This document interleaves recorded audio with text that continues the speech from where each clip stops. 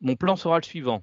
Les prémices, 1910, 1911, 1912, les premiers mois de la guerre, puis je détaillerai les avions suivant leur pays, la France, l'Angleterre, l'Italie, la Russie, l'Allemagne, et une petite comparaison.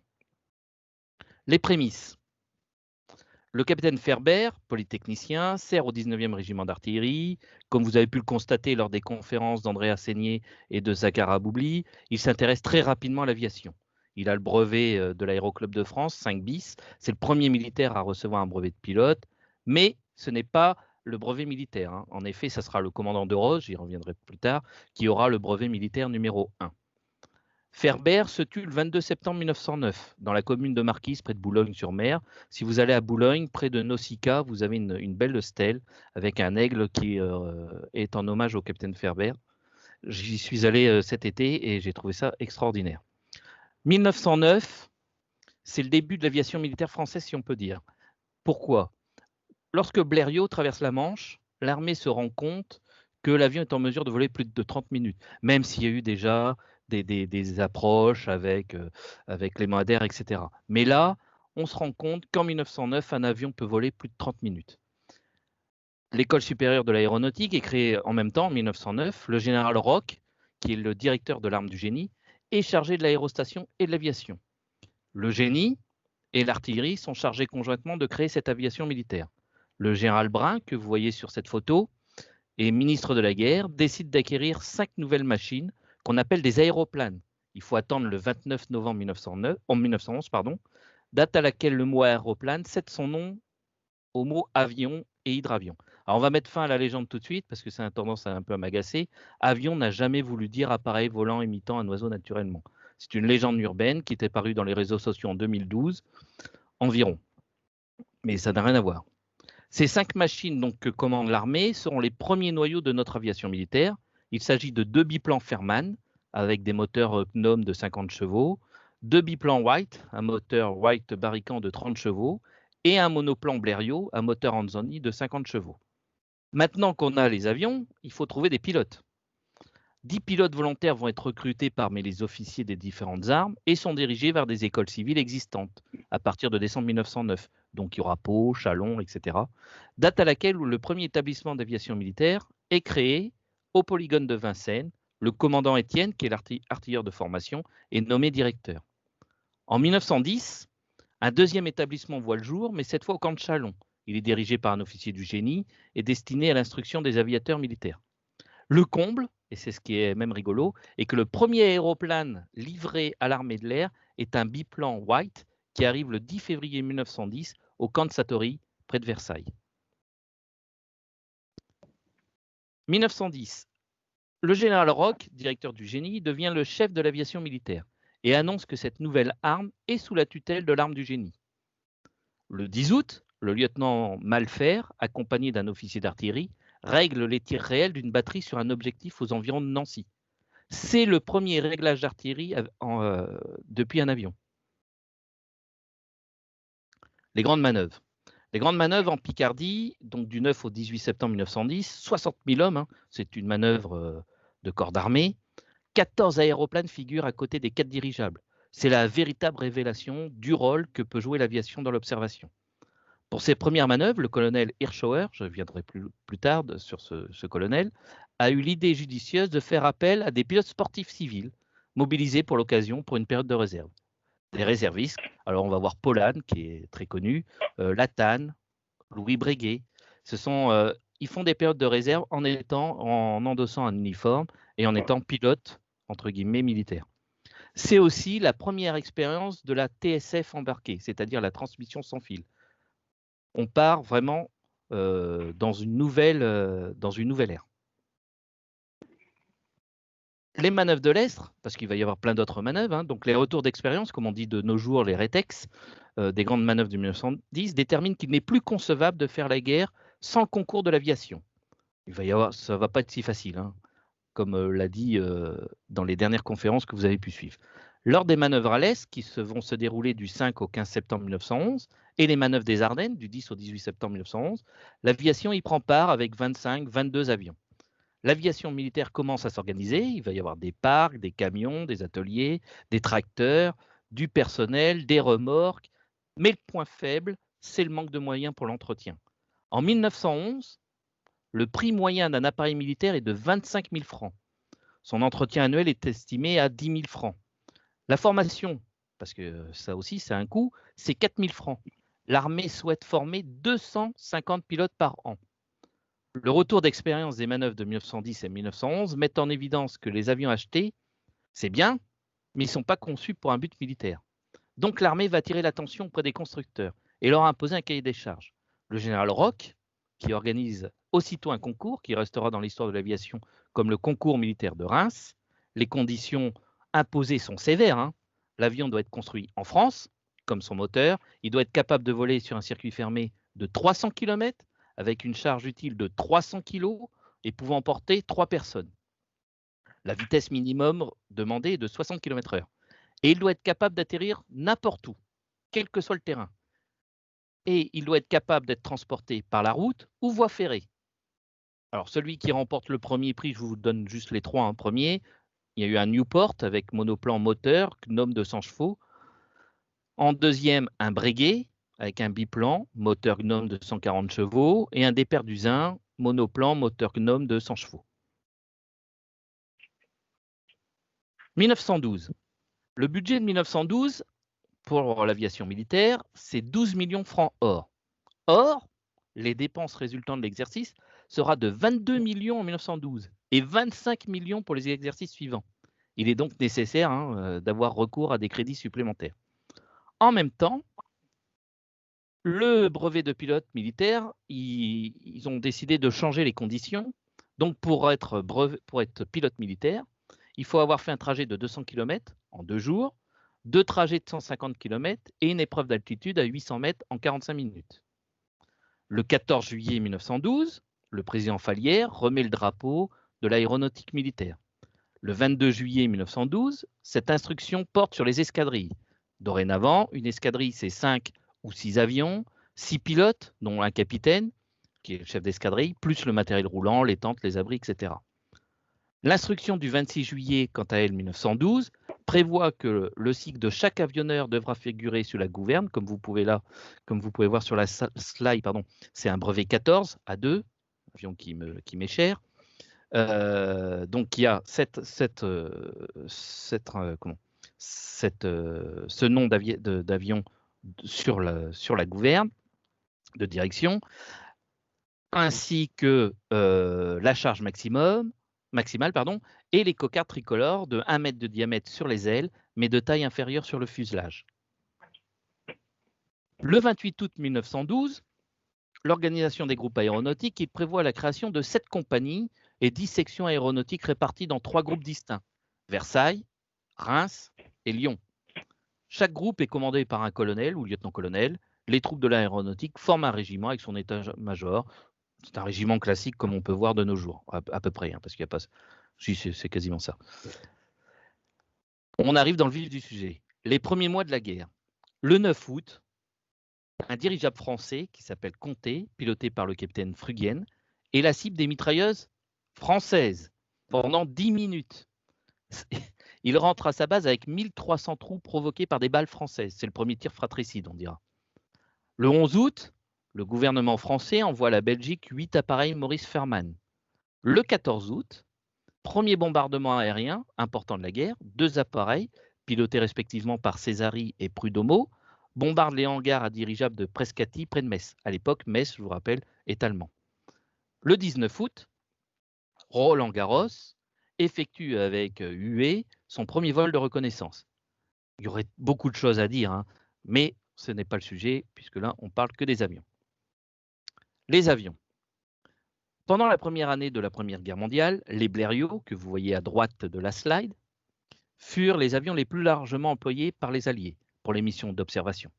Ce monoplan, c'est le même que celui de la traversée de la Manche en gros, à aile médiane, sa structure métallique en bois fut déclinée en plusieurs versions.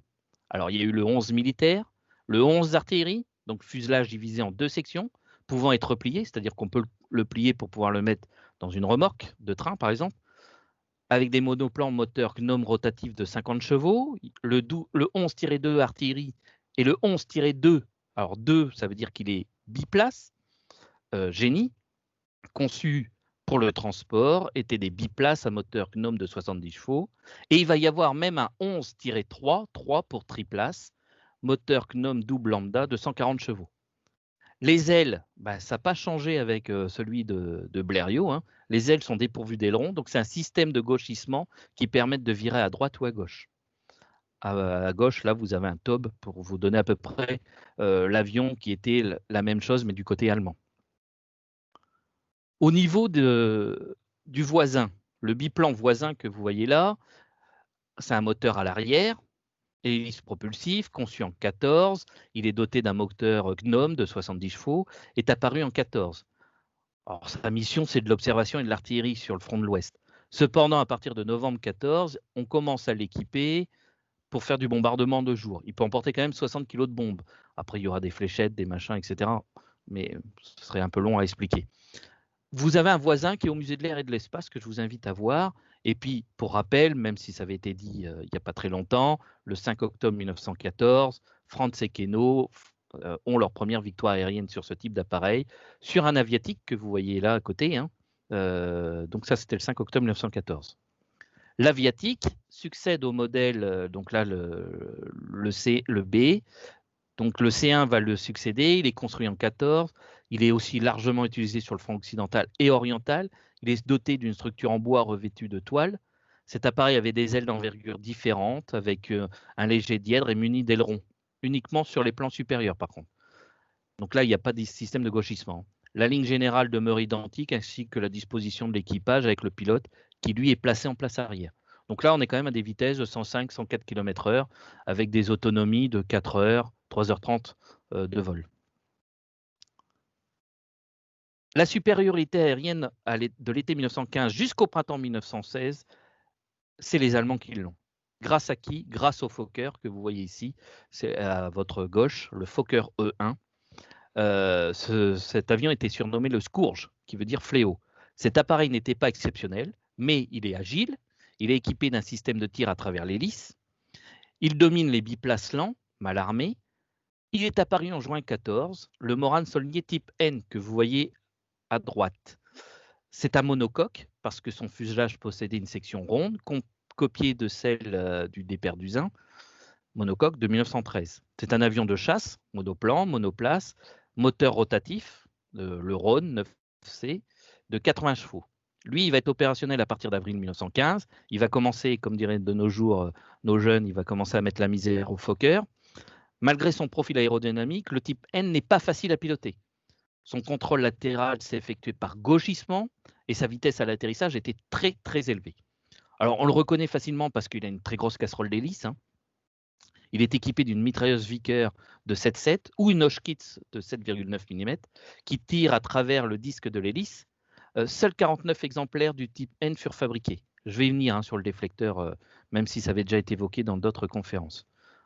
Le déflecteur, le voici, le déflecteur de Roland Garros. Ce dispositif de tir synchronisé avait été testé en avril 1915 par Roland Garros sur un Morane Saulnier L. Les pales de l'hélice de son avion étaient équipées d'un bladage métallique qui déviait les projectiles au cas de choc. Donc, on dit 2 balles sur 3 passées, a priori. Quand il va être abattu derrière les lignes ennemies, à Coutray, en avril 1915, il va essayer de détruire son avion. Il ne va pas y arriver. Il sera fait prisonnier juste avant. Son idée ensuite va être reprise par Anthony Fokker, qui va améliorer le dispositif en réalisant, lui, la véritable synchronisation entre l'arme et le moteur. C'est ce que vous voyez ici, c'est-à-dire que dès que l'hélice passe devant la mitrailleuse, la queue de détente arrête de fonctionner et comme ça, c'est ce qu'on appelle la synchronisation. C'était extraordinaire.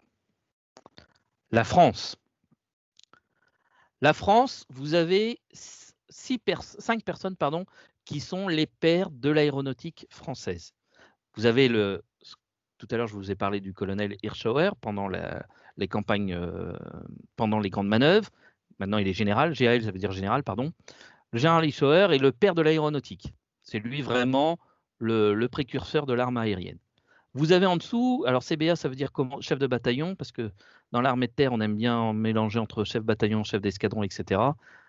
Alors, le chef de bataillon Barès, que vous voyez juste en dessous du général Hirschauer, avec son casque là, est le père de l'aviation militaire.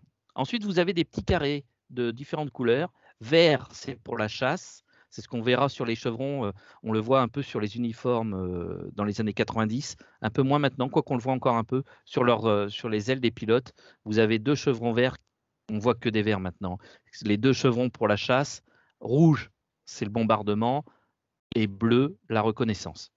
Donc le chef de bataillon Barès, patron de l'aviation militaire. Le chef d'escadron, parce que c'est un cavalier, on dit chef d'escadron, ou chef d'escadrons, qui est le chef d'escadron de Rose pour la chasse. En rouge, donc à droite, le chef de bataillon qui lui est fantassin de Goyce pour le bombardement, et le capitaine Bélanger, donc bleu, la reconnaissance. Je vous invite, si ce n'est pas déjà fait, à regarder la série de Costel sur l'histoire de l'aviation. Moi, je le regarde régulièrement, même si je le connais par cœur, mais je le regarde toujours. On n'a jamais rien fait de mieux depuis en histoire de l'aviation. Et Costel, à l'époque, avait interviewé des personnages qui furent des acteurs de l'histoire. Vous aviez, entre autres, Bélanger qui raconte les premières reconnaissances. Vous avez Klosterman, vous avez Franz qui parle, etc. C'est vraiment très intéressant et je pense que vous les trouvez sur YouTube. Le Morane Saulnier type L.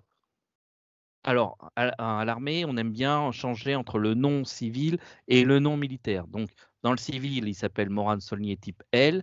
À l'armée, on l'appelait le Morane Saulnier 3.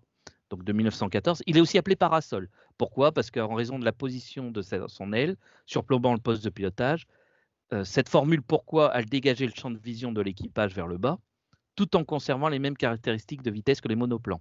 Donc, il est doté d'un moteur rotatif, le Rhône 9C de 80 chevaux. Alors, c'est un biplace qui pouvait aller jusqu'à 125 km/h, donc c'était un des plus rapides à son époque. Après, il sera vite battu. Donc, moteur rotatif, je l'ai dit, pardon, et l'avion le plus rapide. De nombreuses tâches lui étaient dédiées, l'observation, le bombardement, les missions spéciales. Mission spéciale, c'est de prendre un espion, l'amener dans les lignes ennemies, au-delà des lignes ennemies, et de le déposer, et repartir, et venir le récupérer. À ce sujet, Védrine en a fait pas mal, mais pas avec ce type d'avion, mais il a fait pas mal de missions spéciales. Je vous invite à lire son livre sur sa biographie, qui est excellent, je l'ai lu pendant les vacances. Il devient ensuite le premier avion de chasse. Il va y en avoir 600 quand même de construits, jusqu'en 1916. À partir de cette date, donc à partir de 1916, il est plus employé pour la chasse, parce qu'on se rend compte qu'il commence à être poussif, mais il est employé pour la formation des pilotes. 17 pays, l'air de rien, vont l'utiliser. Le Caudron G3. Alors cet avion, c'est une merveille. La plupart des avions à nacelle des années 14-19 étaient des biplans à hélice propulsifs. Le Caudron G3 se différencie en ayant une hélice tractrice, je n'arriverai jamais à le dire. Il sera largement utilisé durant la première partie de la guerre pour les forces aériennes. Donc les Français vont l'utiliser, les Anglais, les Belges, les Russes, les Italiens. La plupart étaient fabriqués en France, mais une petite quantité, quand même, vont être construits au Royaume-Uni et en Italie. Le moteur du G3 au départ était un Anzani 90 chevaux, alors que les G3S, construits par la British Caudron, étaient équipés des Gnomes de 80 chevaux ou les Leuron de 80 chevaux. Il a eu aussi des moteurs Renault de 70 chevaux, des Anzani. Souvent, vous aviez des appareils qui avaient pléthore de motorisations possibles. Alors, le G3 pouvait voler 4 heures. Il était très lent, vulnérable pour des missions d'observation de longue durée. Cet appareil français fut retiré du service opérationnel milieu 1916. Pour les Italiens, c'était plus en mars 1917 et les Anglais quand même août 17. Quelques avions avaient été armés de petites bombes et d'une mitrailleuse dans le cockpit. Après leur retrait, le G3 furent beaucoup employés comme avion d'entraînement, donc il va devenir G3E2. E, ça veut dire entraînement de biplace. Le G3 viré par gauchissement des ailes. Cependant, il y a eu quelques avions qui ont eu des ailerons, mais placés aux extrémités des ailes supérieures. C'est à son bord, du Caudron G3, que Adrienne Bolland, donc une aviatrice, va franchir la redoutable cordillère des Andes, qui sépare l'Argentine du Chili, avec des sommets de plus de 6000 mètres quand même. Raymond de la Roche, qui m'est très cher aussi, puisque j'avais fait une vidéo pour Aero Masterclass, J'en ai fait aussi un article pour Airways Magazine qui sortira en janvier 2021 sur cette pionnière de l'aviation qui, malheureusement, va se tuer avec un caudron G3, mais elle est passagère. Le G3 fut aussi utilisé par Jules Védrine le 19 janvier 1919. C'est lui qui atterrit sur le toit des Galeries Lafayette avec ce type d'avion. Mais bon, parler de lui, il faudrait quasiment faire une conférence de l'après-guerre. C'est pas le sujet non plus. Alors, certains pilotes disaient que pour se tuer avec un caudron G3, il fallait emmener un pistolet. Ça, c'est pareil, on le voit dans Costel. Le caudron G4, alors c'est à peu près le même que le G3, sauf qu'il a 2 moteurs. Lui, il apparaît en mars 1915. C'est une version, il est plus grand évidemment que le G3. Il a des moteurs Leron de 80 chevaux. Il va avoir des Anzani aussi, de 100 chevaux. Des gouvernes de direction avaient été ajoutées. Une mitrailleuse, Vickers ou Lewis, était montée dans le cockpit avant. Et dans sa version bombardier de jour, donc G4B2, B pour bombardement, 2 places, il pouvait emporter 100 kg de bombes quand même. Hein. Quelques G4 furent équipés d'une arme supplémentaire, montée sur l'aile supérieure, comme on voit là sur le dessin, pour tirer vers l'arrière. L'appareil possédait de bonnes performances, en particulier une bonne vitesse de montée, c'était un avion fiable. Il fut utilisé beaucoup par les Italiens pour des vols de longue durée au-dessus des Alpes. Le G4 fut mis en service dans les forces françaises à partir de novembre 1915. Ils servirent pour des attaques de jour ou de nuit sur les bases de Zeppelin en Belgique. Après la guerre, en octobre 1919, c'est ce type d'avion qui a réalisé la liaison Paris-Rangoon. 10 000 km parcourus en 24 étapes. L'équipage était composé d'un pilote qui s'appelait Étienne Poulet et son mécanicien Jean Benoît. L'Italie va en construire 51 entre 1916 et 1917 et les Anglais vont en utiliser 55. Le Newport 11 avait ses origines dans un petit biplan monoplace, doté d'un moteur rotatif Gnome de 80 chevaux. Il est conçu par Gustave Delage, comme beaucoup d'avions Newport, pour participer à la Coupe Gordon-Bennett de l'année 1914. Vous doutez bien que cette compétition fut annulée, mais le Newport 11 fut rapidement accepté en production comme un chasseur destiné à l'aviation militaire. De par sa formation réduite, il fut vite surnommé Bébé, comme il fut mis en service à l'été 1915. Ce chasseur est présent durant la bataille de la Somme et dans la Meuse. Le Newport 17, donc pareil, Gustave Delage qui le conçoit. Il conserve une forme s'équiplant et un moteur rotatif, le Rhône de 110 chevaux, utilisé sur le Newport 16. Les premiers Newport 17 furent équipés au début d'une mitrailleuse Lewis, montée au-dessus du plan supérieur sur un support Foster. On s'en fout. Mais par la suite, cette arme fut remplacée par une mitrailleuse synchronisée Vickers, montée sur le capot moteur. Certains pilotes vont doubler les mitrailleuses de manière individuelle. Hein. Il n'y a pas d'ordre systématique là-dessus. Hein.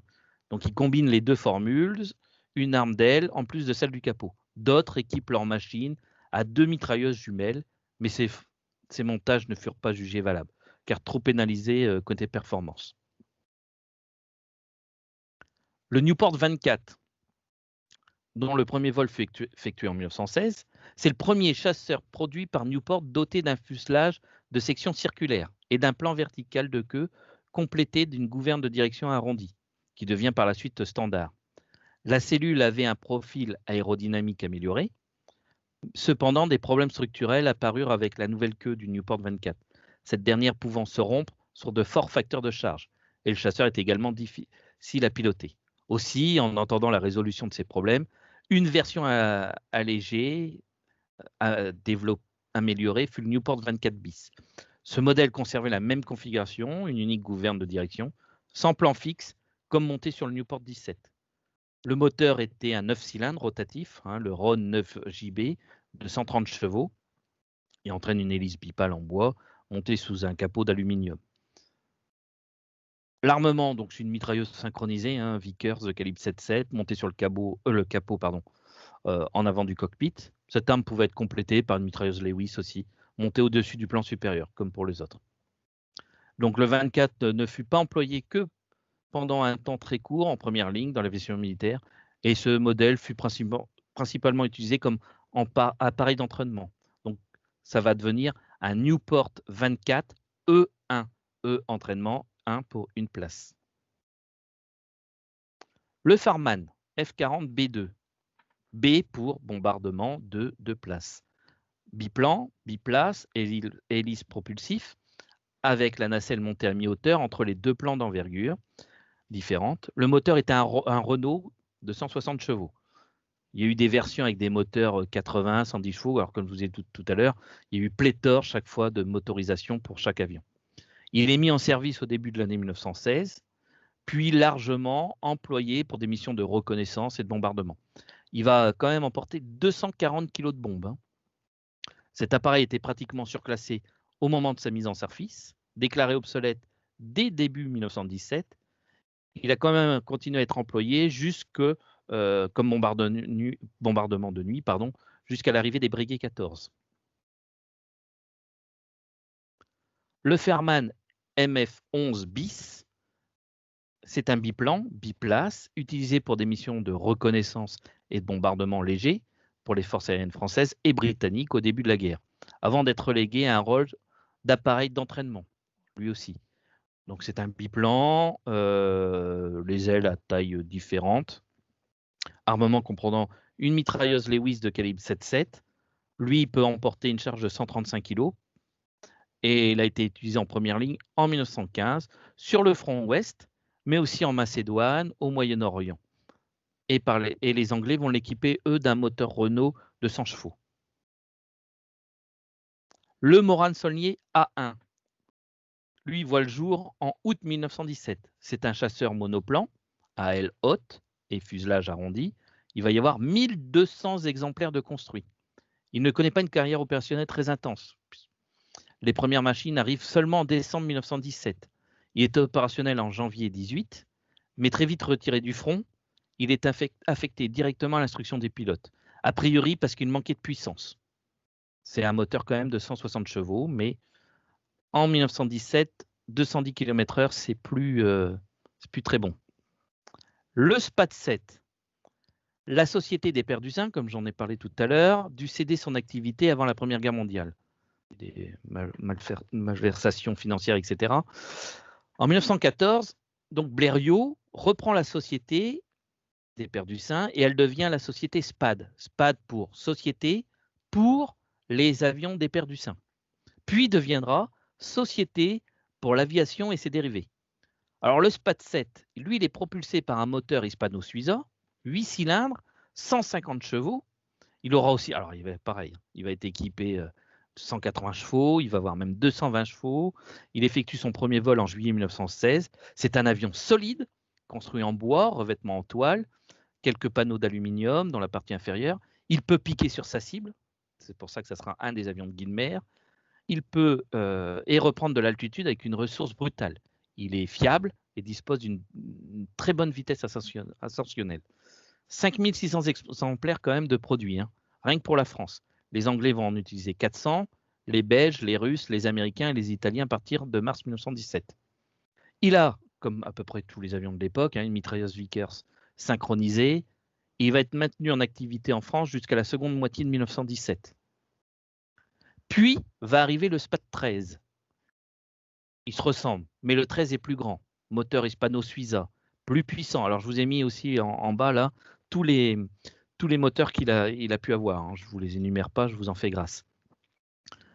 Il possède des ailerons, il a des plans de sustentation améliorés. Lui, par contre, il a 2 mitrailleuses Vickers synchronisées. Le premier vol est en avril 1917. Il y aura même une version avec un canon dans l'hélice, mais je ne vous en parle pas. 80 escadrilles qui vont en être équipées, dont 16 américaines, une belge et une anglaise, et elle fut employée par les Italiens vers le milieu 1918. Il va y en avoir 8400 appareils de construits. Le Breguet 14, en chiffres romains.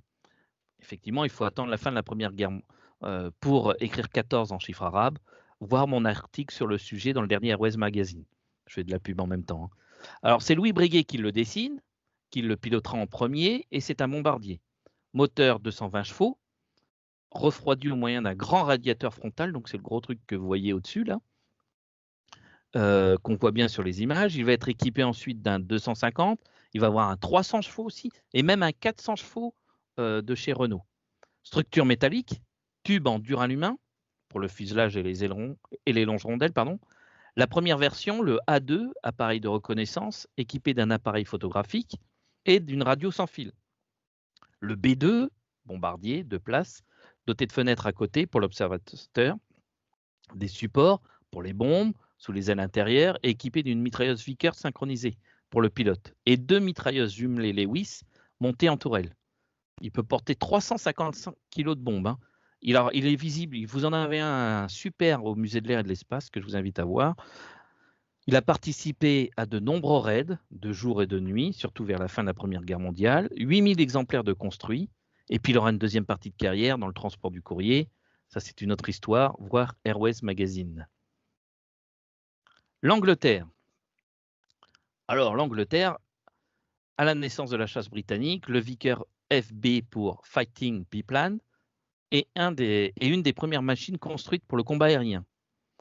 Mais même problème que pour tous les belligérants, c'est cette histoire de mitrailleuse et de l'hélice. Donc l'hélice est propulsif sur celui-là. Mitrailleuse simple, Lewis, premier vol en juillet 14, mise en service en février 1915, opérationnel en juillet de la même année. Il n'est pas beaucoup manœuvrable, il obtient un certain succès contre des appareils de reconnaissance allemands, mais en 1915, il est dépassé. Il est retiré du front mi-1916. Le spot switch triplant est supérieur au chasseur adverse en son temps. Il est opérationnel dès février 1917. Il y a 156 exemplaires de construits. Il sera remplacé par le Camel que nous allons voir après. Anthony Fokker va s'inspirer du triplane pour construire son Fokker DR1, que vous verrez après. Il va avoir lui aussi diverses motorisations, hein. Clerget rotatif, Bentley BR1 de 150 chevaux, etc. Il a 2 mitrailleuses Vickers synchronisées, calibre 7,7. Le Camel pardonne peu les erreurs. Il faut une bonne maîtrise de pilotage quand on est à son bord. Il fait partie d'un des avions les plus crédités de victoires aériennes. C'est un appareil vif, il excelle dans les combats tournoyants, moteur rotatif, et les 4 grands ailerons couplés lui permettent de virer très serré. Il est plus performant que la plupart des avions allemands, sauf peut-être le Fokker DR1. Alors pourquoi on l'appelle Camel? Tout simplement à cause des 2 bosses qui sont formées par le capot couvrant les culasses des mitrailleuses Vickers. Donc lui aussi, plusieurs motorisations, Clerget 9B, Bentley BR1, etc. Première livraison mai 1917, opérationnelle en juillet 1917. Comme je vous l'ai dit tout à l'heure, 2 mitrailleuses Vickers synchronisées, 5490 modèles. Et il ne faut pas oublier que malgré que c'est un avion extraordinaire, c'est aussi celui qui a abattu le Baron Rouge. Le SE5A Royal Aircraft Factory. Donc il y a deux versions différentes. Vous avez avec le tuyau d'échappement qui longe tout le long quasiment de l'avion, comme vous pouvez voir sur la photo d'en haut, et une version plus courte de pot d'échappement, comme vous pouvez voir sur la photo du bas. Donc ces longs tuyaux d'échappement longeaient le fuselage et débouchaient au niveau du cockpit. Donc là, vous voyez avec la version plus courte. L'armement comprenait une mitrailleuse Vickers de 7,7 synchronisée et une Lewis de calibre identique, montée au centre de l'aile supérieure en tirant en dehors du champ de l'hélice, que vous voyez au-dessus. Hein.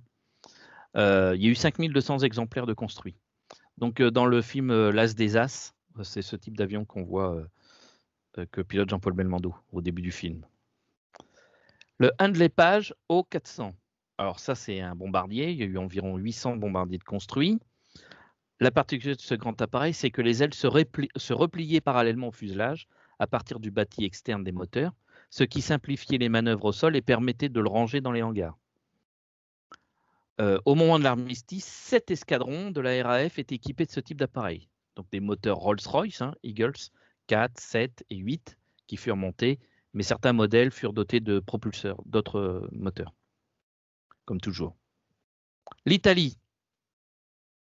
Alors, l'Italie, la société italienne Avions de Turin, une filiale du fameux constructeur d'automobiles Fiat, hein, firme italienne des automobiles de Turin, va se mettre aussi aux avions.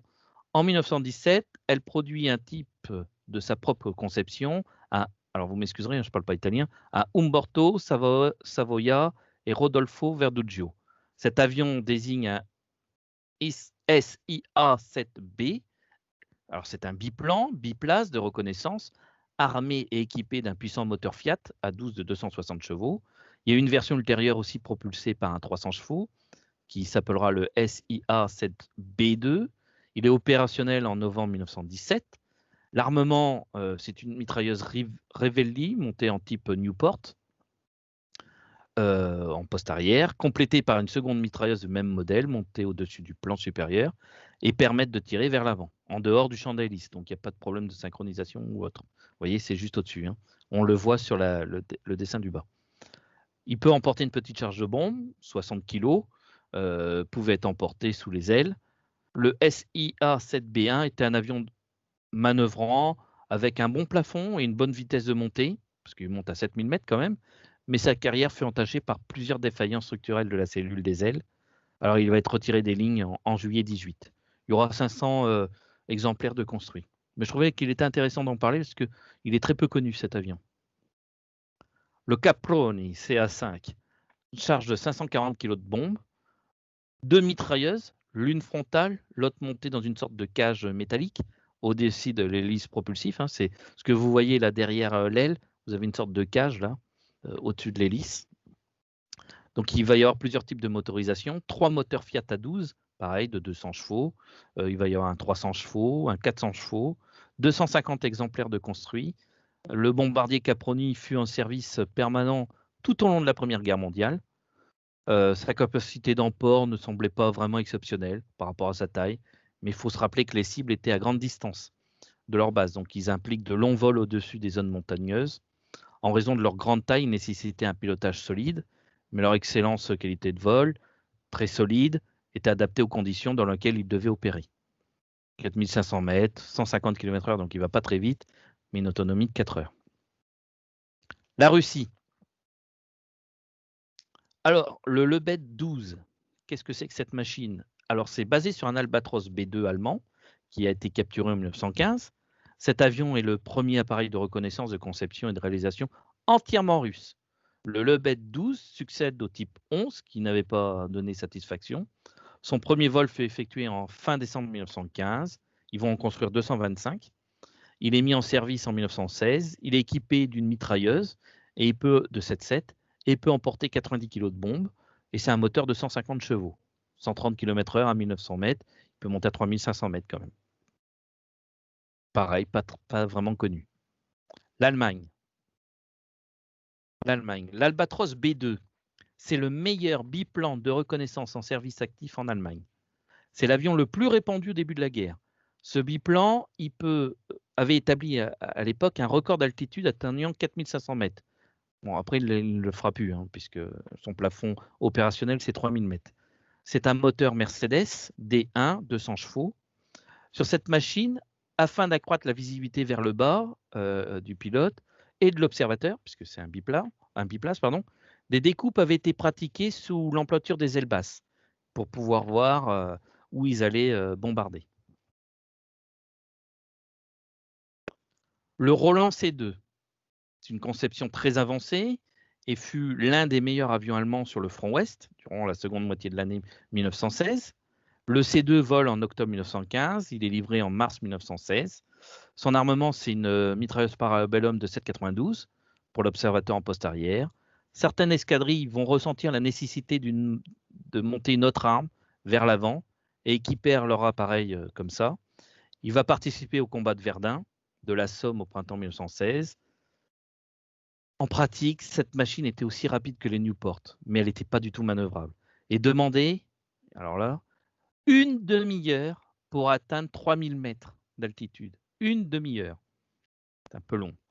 Un certain nombre d'appareils furent perdus lors d'accidents à l'atterrissage, plus à la mauvaise visibilité frontale et une certaine faiblesse structurelle qui fut détectée dans les sections des ailes. Le Roland n'était pas seulement le petit biplace de la Première Guerre mondiale, utilisé du côté allemand, il fut aussi le premier appareil, et ça c'est important, où le développement était basé sur le résultat d'un test en soufflerie.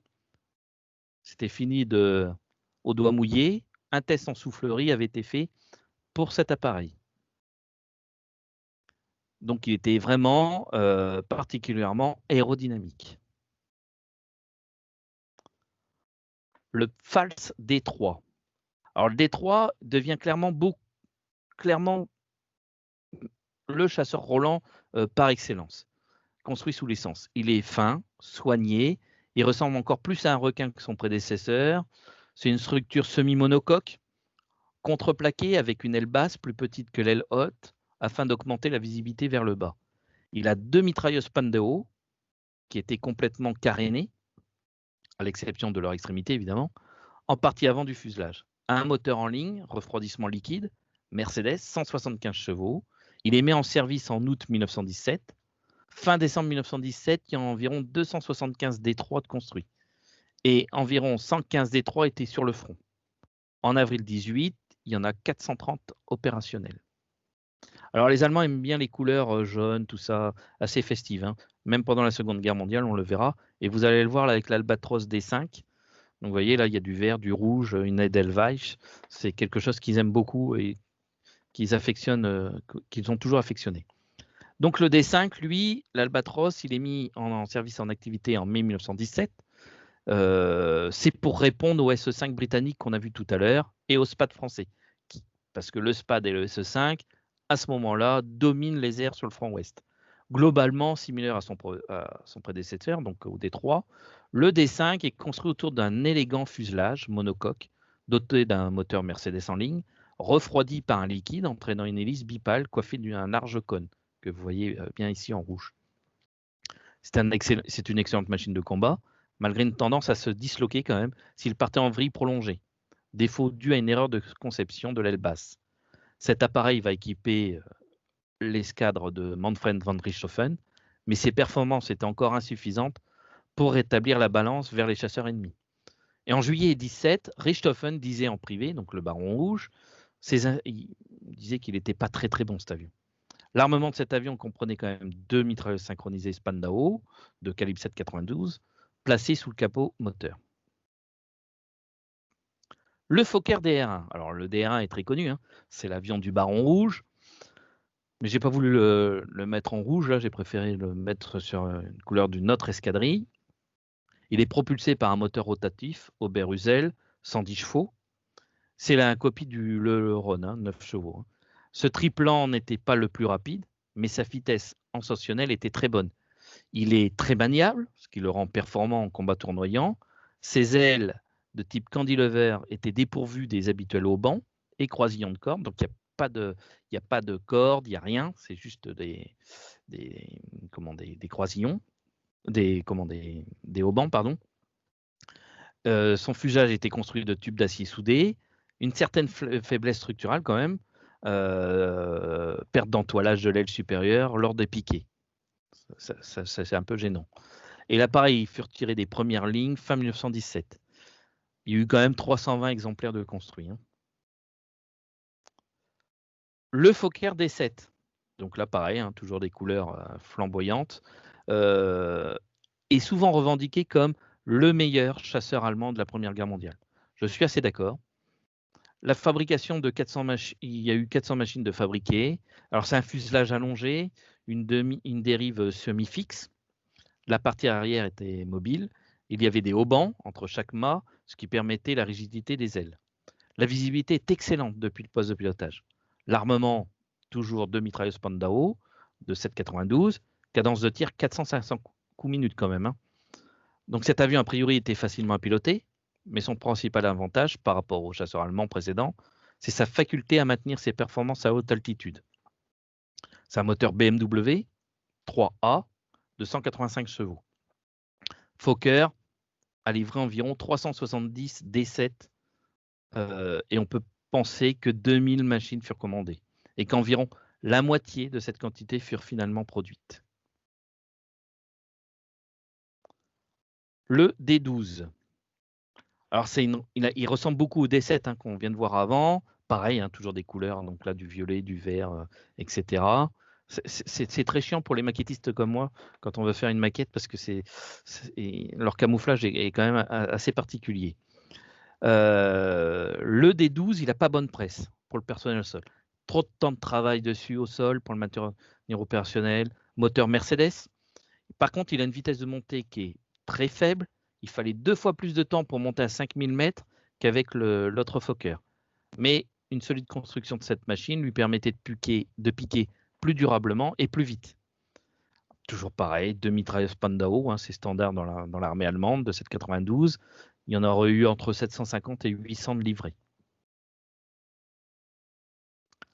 Le Junker J9D1 que vous voyez ici en photo, à l'époque, quand le musée de l'air et de l'espace était dans cette configuration. Donc, il y a un Junker J9D1 au musée de l'air et de l'espace que je vous invite à aller voir quand on sera déconfiné. C'est le premier avion au monde entièrement métallique.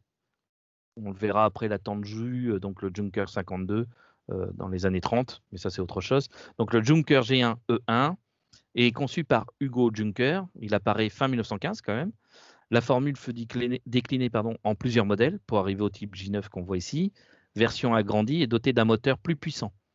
Alors, ce monoplan est dérivé du G7 appelé D1 par les militaires, parce que même les Allemands, ils ont leur propre nom aussi pour leurs avions, est apparu en mars 1918. Le D1, dont la structure était constituée d'une ossature en tube métallique, recouvert de feuilles de duralumin, ondulé, était propulsé par aussi un moteur BMW, 185 chevaux. Il a eu aussi un moteur Mercedes, 3A de 180 chevaux, lui aussi, même armement, 2 mitrailleuses Spandau. Par contre, il n'y a eu que 40 exemplaires de construits. Pourquoi? À cause de une grande difficulté de construction à l'époque. Le Gotha G5, alors là c'est pareil, les couleurs flamboyantes de l'armée allemande. Il fut mis en service en août 1917. Cette version fut utilisée pour continuer les missions de bombardement de nuit jusqu'en Angleterre, jusqu'au mois de mai suivant. Au plus fort de leur emploi, donc en avril 18, il y avait environ 35 Gotha G5 qui étaient en service actif.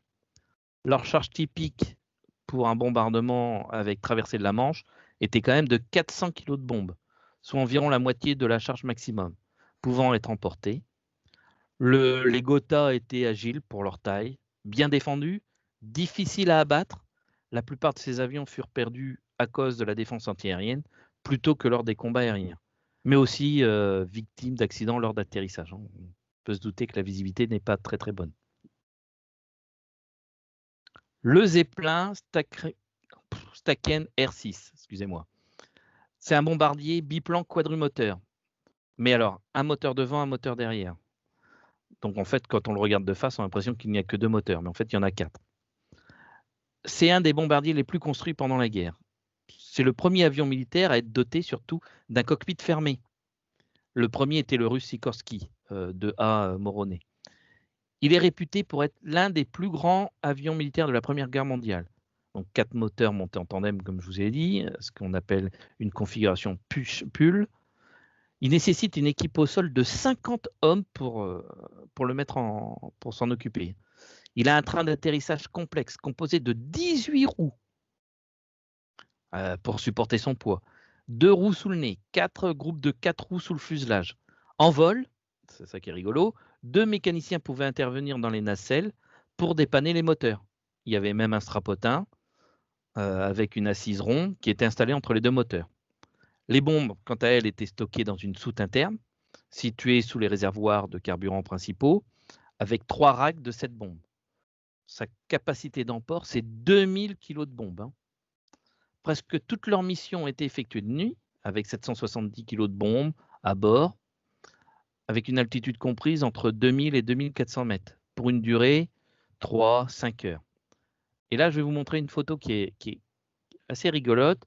Vous voyez, le mitrailleur pouvait monter sur l'aile comme ça pour tirer.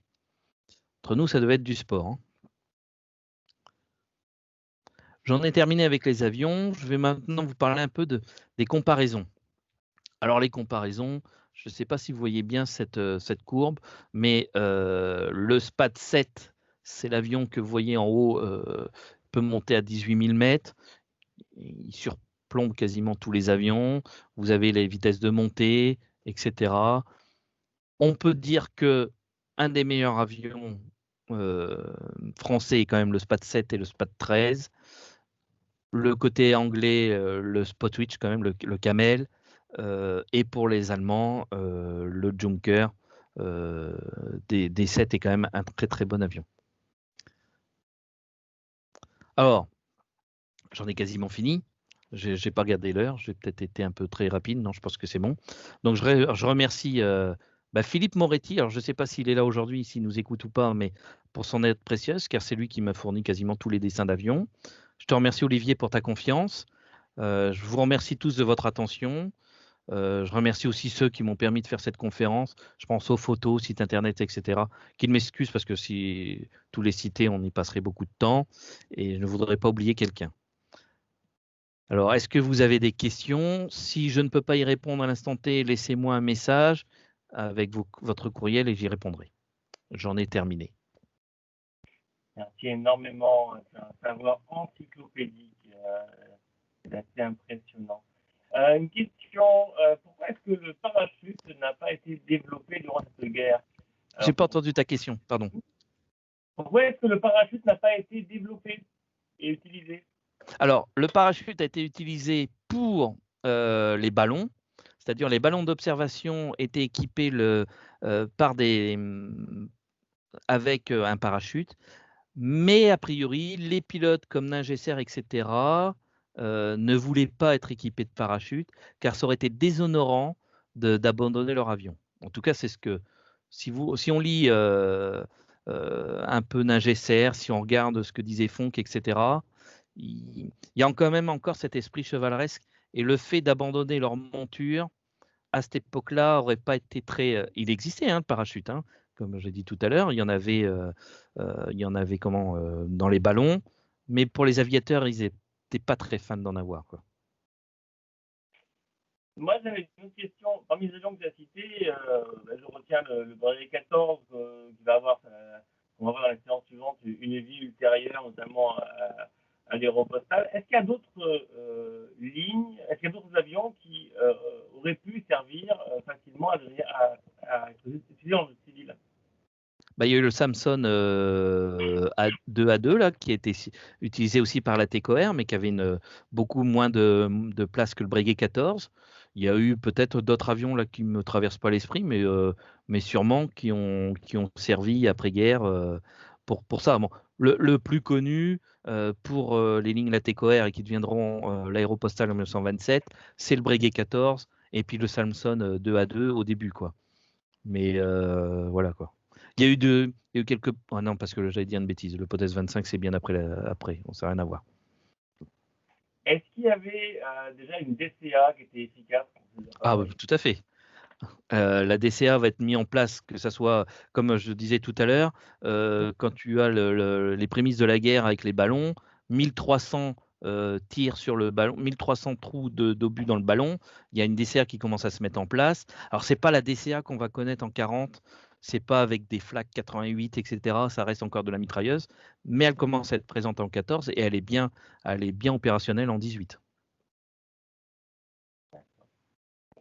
Et est-ce qu'on sait combien de G encaissaient les pilotes avec les avions les plus maniables? Écoute, déjà quand tu fais un virage à 60 degrés, c'est 1 sur le cosinus de l'angle. Donc déjà quand tu fais un virage de 60 degrés, tu es déjà à 2G. Je pense qu'en piqué, etc., il devait s'en prendre plein la gueule quand même. Excuse-moi du propos. Alors combien de G il prenait, je ne sais pas, parce qu'il y a aussi les limites de la structure de l'avion. Mais à mon avis, ça devait être pas mal quand même. Te dire combien de G, je ne sais pas. Je serais incapable de te dire. Après, je peux poser la question et ou chercher et je trouverai sûrement, mais je ne vais pas te dire de bêtises, je ne sais pas. Les ancêtres des avions, est-ce que entre les. Il y avait un avantage militaire à être biplan ou monoplan? Est-ce que ça a joué ou pas?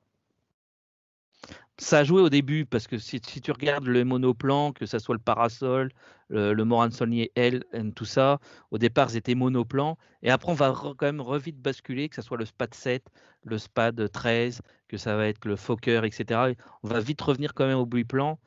Bon, on va voir que le triplan, ça va pas trop marcher, que ça soit chez les Anglais ou le DR1. ça marchera pas. Mais on va quand même rester au biplan et on va y rester quasiment jusqu'au début de la Seconde Guerre mondiale, car le Gloucester Gladiator anglais va connaître quasiment les débuts de la guerre. On aura encore des semi-plans comme le Newport 29, etc. Mais est-ce que ça a une plus début de la guerre, on a vu quand même qu'il y avait des monoplans, mais on va quand même revenir très vite au biplan. Malgré que des gens comme Védrine étaient à fond monoplan pour les avions de course et pas du tout pour les biplans. Une dernière question, quel film est-ce que tu conseillerais dans la question, on me dit précise que ton film favori serait Le Crépuscule des Aigles. Quel film? Alors le problème c'est que je suis très mauvais parce que déjà ma femme me refuse de regarder un film d'histoire avec moi parce que je suis toujours en colère. Donc je ne saurais pas te dire parce qu'en règle générale, les films sont souvent tournés avec une image hollywoodienne. Donc il y a beaucoup d'erreurs cinématographiques, il y a beaucoup d'erreurs historiques. Alors je ne saurais pas te dire parce que souvent ils sont plein d'erreurs. Par contre, je peux te conseiller en lecture Mes combats de René Fonck, qui est excellent. Voir les documentaires, comme je disais tout à l'heure, de Costel. Ça, faut vraiment les voir parce que c'est vraiment extraordinaire. En plus, ils interviewaient Franz, Bélanger, etc. Il y a la biographie du commandant de Ross qui est pas mal aussi, mais qui est plus un travail universitaire. Donc ça va parler moins de l'aviation, mais plus du personnage. Mais te dire un film pour répondre à ta question, je ne saurais pas y répondre La parce grande que illusion de Gabin, mais c'est pas sur les avions. La grande illusion de Gabin, on ne voit pas d'avion. On les imagine. En plus, c'était tourné, il y a une partie à Colmar. C'est un très bon film, mais on voit plus le côté, au début, on voit plus le côté chevaleresque entre l'aviation allemande, l'aviation française, l'aristocratie qui a une place importante, puisque au départ, ça reste un sport de riches, etc., quoi.